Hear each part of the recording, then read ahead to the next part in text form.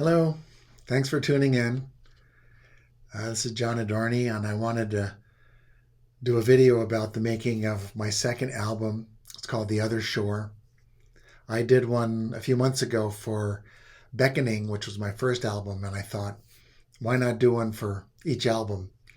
And so this is the second in that series.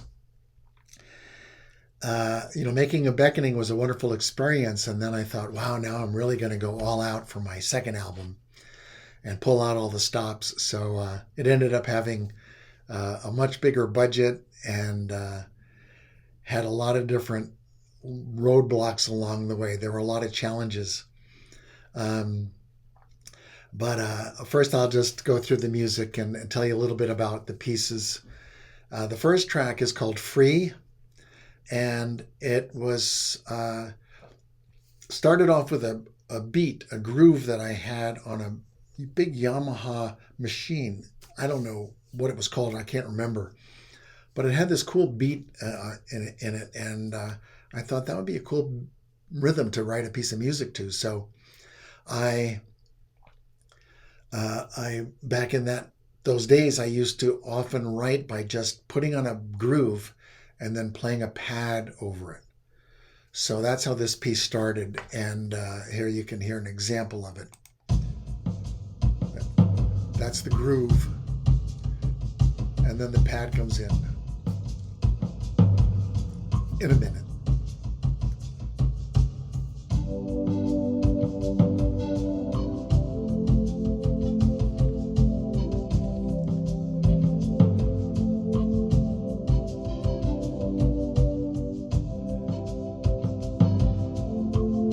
So that was how the piece started, and then it develops, and it gets to this kind of electric guitar comes in and start playing the lead, and then it gets to this chorus part.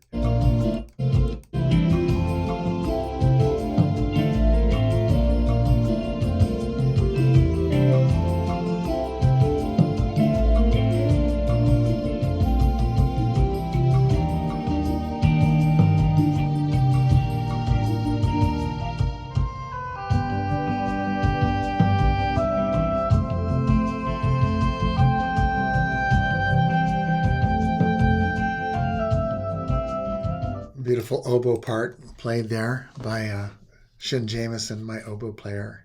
He's not my oboe player, but so and I remember when it came to that little chorus part, there were a whole bunch of little things, little parts, little flutes and blipping things that were, uh, you know, bopping around in the mix, and I didn't know which ones I should leave in and which ones I should take out. So I played it for my friend Sarah Brennan, and she came over, and I said, I don't know what to do with all these different, do do do do do do do, all these different things happening. She said, just leave them all in. They all sound good. So I left them all in. So anyway, that was Free, and then the second track was a real landmark piece for me, The Other Shore, the title track. And this was a really, a great piece. It was such a fun piece to work on. And but this was really the first piece that really had Daya singing in it, because Daya had done a few oohing and ahhing on my first album, but this track was the first one that she actually sang some lyrics. And it was kind of a signature thing that I've done many times, where she just has a simple phrase and oftentimes just at the end of the track, and then it kind of layers up and becomes a whole counterpoint and everything. And this was the first track also that I had done that was mixed by Leslie Chu. Leslie Chu was ended up mixing, most of my albums. So, but this album actually had 3 engineers on it, and I started off with one, and it was like becoming too expensive and too time consuming. Leslie did this one track, and then I called Paul Dieter, who had worked on my first album, and said, Paul, you've got to rescue me. I'm running out of money and I need 7 more tracks mixed. So he came in and in one day just mixed the last 7 tracks on the album. So did a beautiful job, and he came to my rescue, of course. So one of the things that about The Other Shore was I was a big fan of like some really R&B music and like the Gap, the Gap Band, and Let It Whip and things like that. I loved that whip sound that they would use, and I told Leslie I want to be the first new age artist that uses that whip sound in one of my tracks, and he said, yeah, that's cool, but let's put a little bit of reverb on it because he just thought it would just sit better in the track. But anyway, uh, you know, I still get chills when I listen to this piece with Daya's vocals at the end, just building and building, singing the Sailing to the Other Shore. And here, let me just play a little bit. This is a little bit before that last chorus.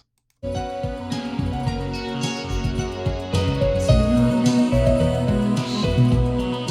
the whip.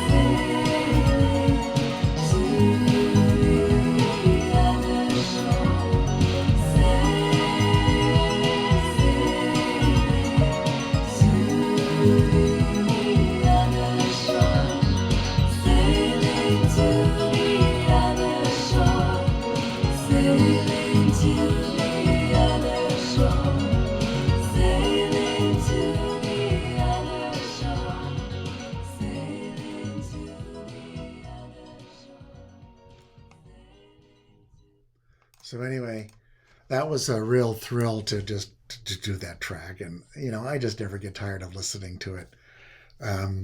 It's so much fun, and I had a vision of like when that track was done, I just felt like putting speakers on the telephone poles around Los Angeles and just blasting that piece out. And I just thought it was really great. So anyway, the third piece on the album is called The Crossing. And really, for those of you who have heard the album River of Breath, you'll see that it really starts out as the groove of Find the Miracle, a song called Find the Miracle. But this one, I wanted to do just an instrumental piece, so I called it The Crossing. And, it starts off very much the same.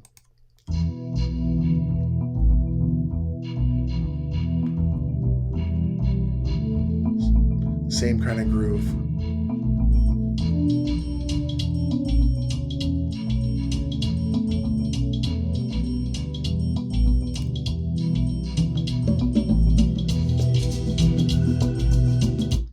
And then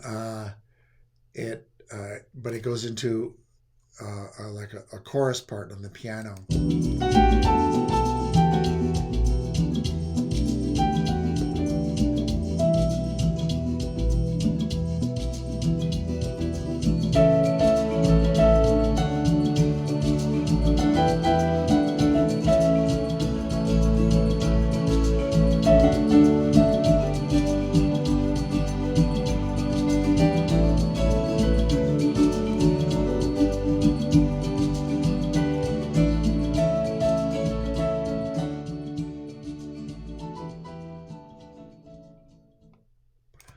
So that's a little bit of The Crossing, and the next track is the second track that Daya sings lyrics on, and it's called When the Flower Meets the Rain, and another simple lyric that then she layers, and we had a beautiful time recording this song. It was really, and Dia's told me that she just loves this song, and always brings tears to her eyes to hear it.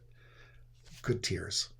So anyway, this is a little bit of the chorus of When the Flower Meets the Rain.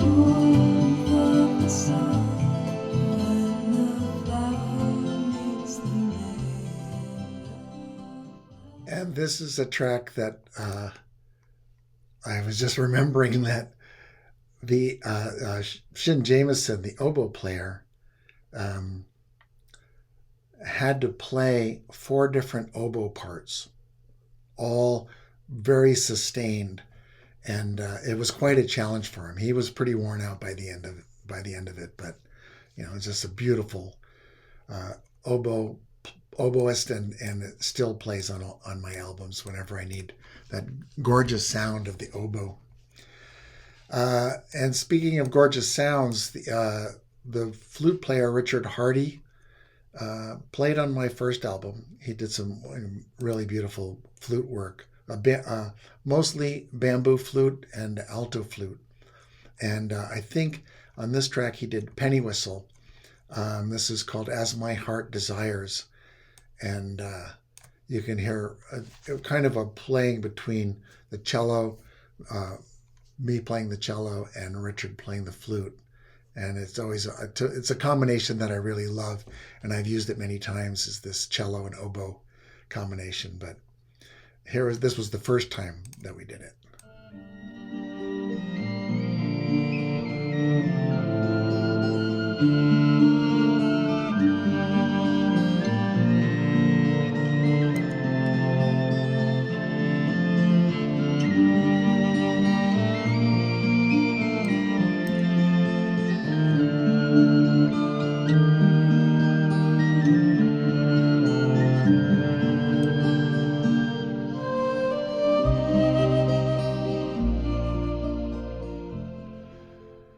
Yeah, so there Richard is switching between the penny whistle and the alto flute, or it might have been the soprano flute. I'm not sure, but it's a little bit of that Scottish Irish blood, which I actually have in me on my mother's side.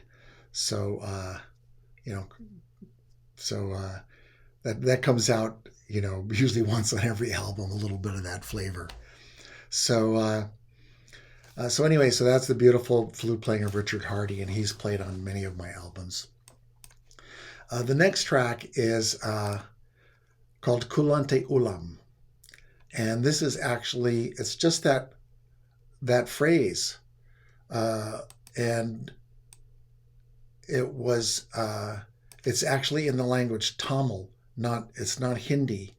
It sounds kind of African, but it's actually Tamil. And one of the people that worked at the studio was from India, and he gave us the phrase. It means the heart of a child, and he had to kind of coach Daya on how to properly pronounce it, because it was a little bit different thing you do with your tongue when you say it. Or anyway, so it was fun, and it has also a nice vocal part that Daya does. And it was also the first track that I ever recorded with live drums. And there are live drums on, I think, 2 or 3 of the tracks on this album. And one thing that Paul Dieter was very good at, because he'd worked with Crosby, Stills and Nash and Jackson Browne and all those guys, and he was good at mixing drums. So I remember him saying, like, just why don't you just go take a break? We were in the studio. He said, why don't you go take a break and let me just focus on these drums for, half an hour. I'll get them sounding really good.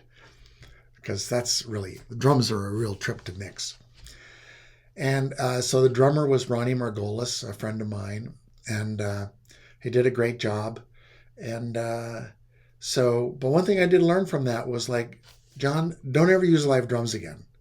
They're not easy to mix. They're not easy to record. So it was just something that I tried, and it worked out great. But it was quite a beast to try to tame. So, but anyway, here's a little bit of Culante Ulam.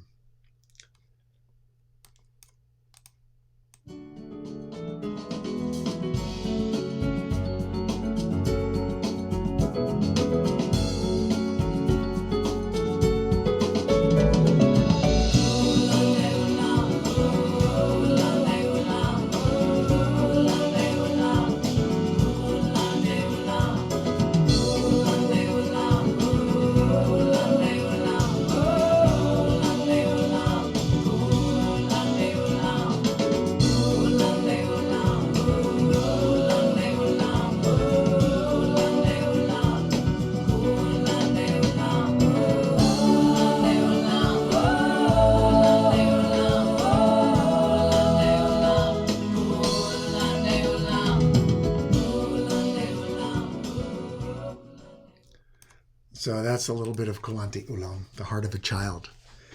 And the next track is one that Ronnie Margolis didn't play the drums, but he played the tablas in the bridge of this next piece. It's called Thinking of You.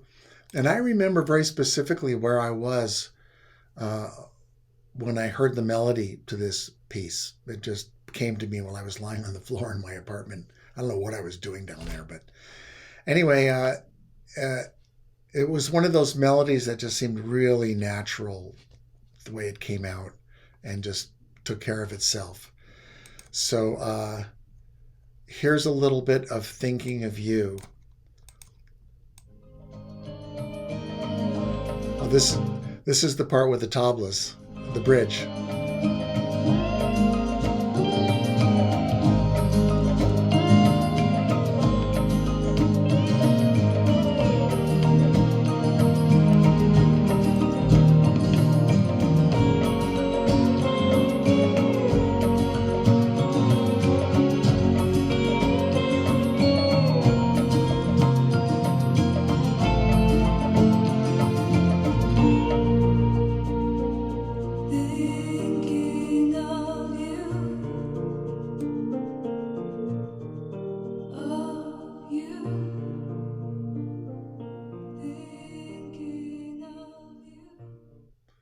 All right, so that's a little of Thinking of You.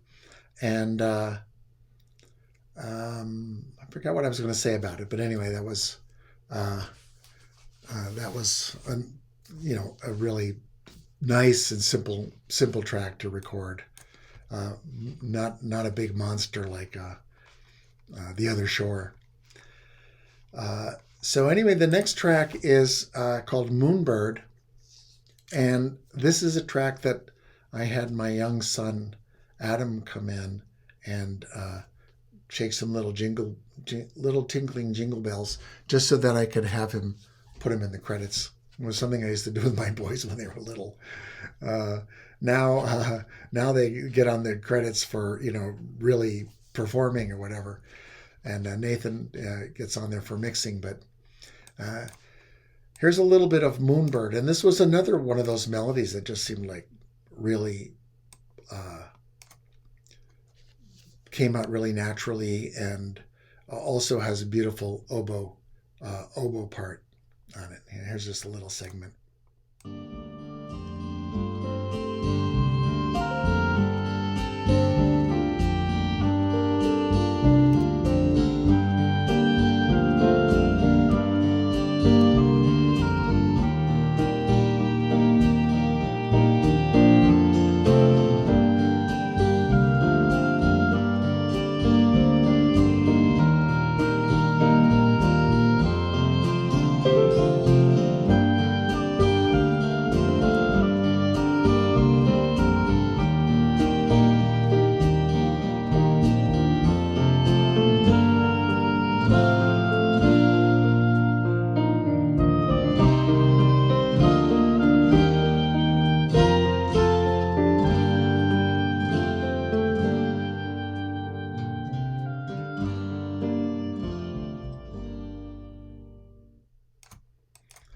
So that's Moonbird. And of course, I've done a few tracks about birds in the title, and later did a song, will be on my next album, the one that came after The Other Shore, Waiting for the Moon, is about the moon bird that's waiting for the moon to come out because it's in love with the moon. Uh, the next track is a piece called Awakening, and it's a pretty straightforward piece. When this album was released in Taiwan, they actually titled the album Awakening. I guess they liked that better than The Other Shore. Maybe The Other Shore like reminded them of the conflict with China or something like that. I'm not sure. But anyway, they did beautiful artwork, and so this piece is called Awakening. And this is the other one that has the live drums in it. That was not the easiest to mix, but it came out very well.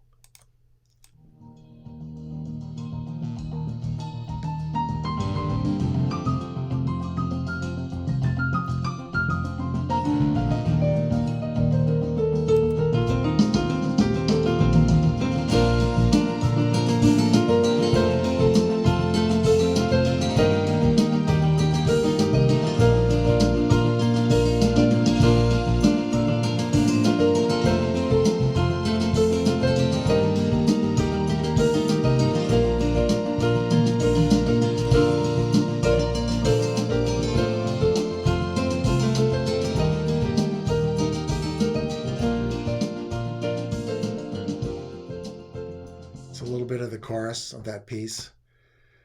And so, yeah, that was, the very kind of typical, like, John Adorney mode of writing a piece with this. There's a, a verse, kind of a verse, and it's maybe in a minor key, and then the chorus comes, and it's kind of this uplifting, uh, uplifting feeling. And that was kind of a classic version of that. So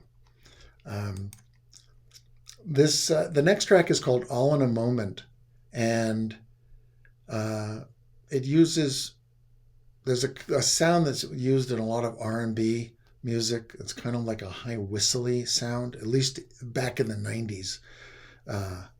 It's not used so much anymore because sometimes those sounds get kind of dated.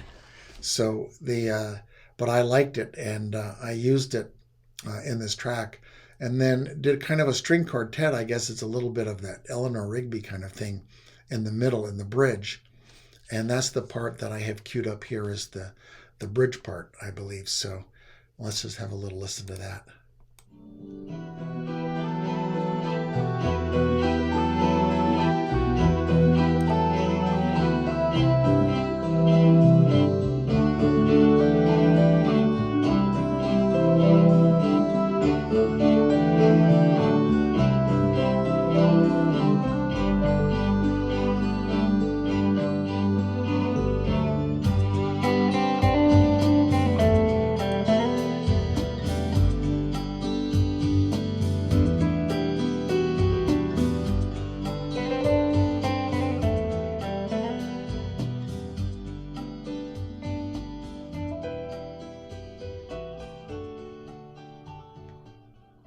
Now, if you heard the original version of that piece, it was actually for a guided imagery class that I was taking in college when I was studying to be a music therapist. And it was very mellow. It was this mellow floating thing. So this was a little bit more giving it a little bit of oomph. So, but I've always liked the melody. So that happens a lot. And it happened a lot with this album where there's something that I've written that I just feel like giving it the full arrangement, giving it the attention that like an album, calls for. And that was one of the pieces that I thought it would be a nice piece to add to the album. And then the final track is actually another one like The Crossing, where the original version of it was on the River of Breath album, but it had lyrics. So I wanted to do an instrumental version. So it's a very mellow instrumental version of that track. I mean, it's a very laid back track. So I thought it was a nice one to end the album with. And on the album, it's called Entranced, and I'll just play a little bit of it.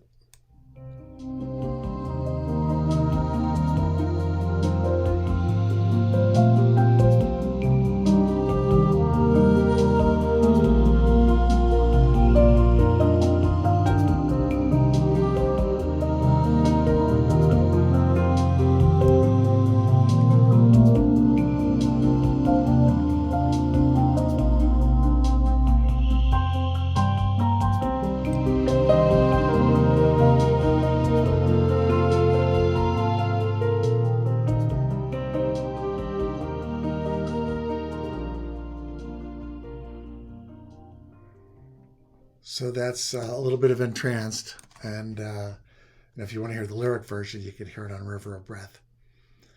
And so that's all the tracks from The Other Shore.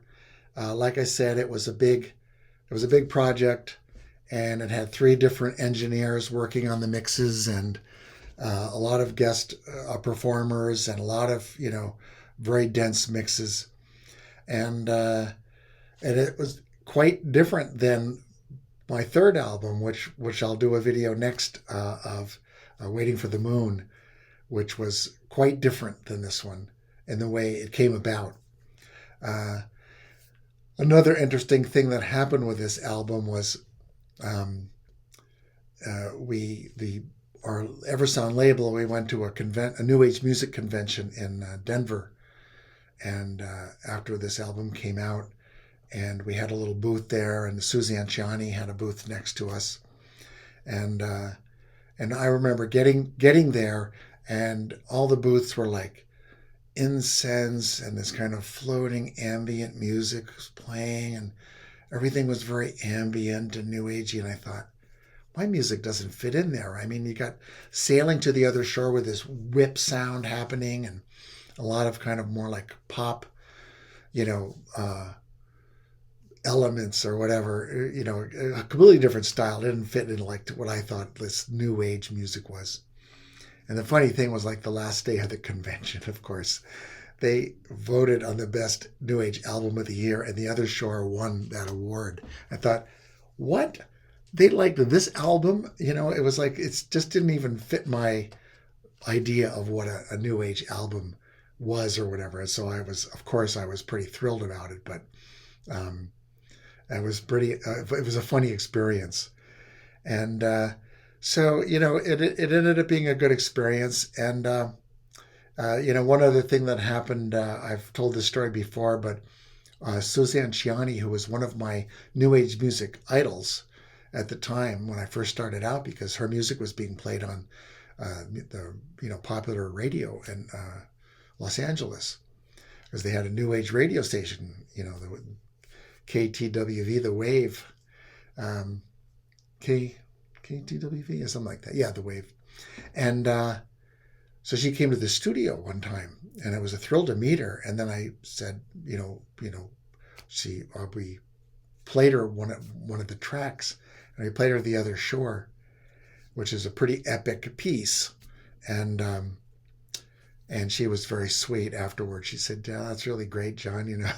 I only have one suggestion." I said, "What's that?" She said, "I think you might want to use more of the stereo field, like, left and right, like have things left and right." And I realized that on the mixer, here we're in the studio with these big speakers, and she was sitting in the center on a sofa, and I was off to the side, so I didn't hear what she was hearing. And I was playing it. Somebody hit the mono button on the mixer, so she was hearing the whole thing in mono. And it starts out with this shaker going back and forth, left and right, like very distinctive. And another influence that I had at the time was William Orbit. I love a certain sound that he used, this kind of bubbling synth that you can hear it on the track Madonna's version of American Pie. William Orbit produced it, and it's got this synthesizer sound that I love. And I actually had that sound, so I wanted to use it, and I used that on The Other Shore. So there was a lot that went into it, and it was still, a couple years before I did another album. But uh, it was a real learning experience, and a lot more live instruments on the other shore than were on Beckoning. And so next time we'll move on to my third album, Waiting for the Moon. So thanks for listening, and I'll see you next time. Thanks. Sailing to the other shore.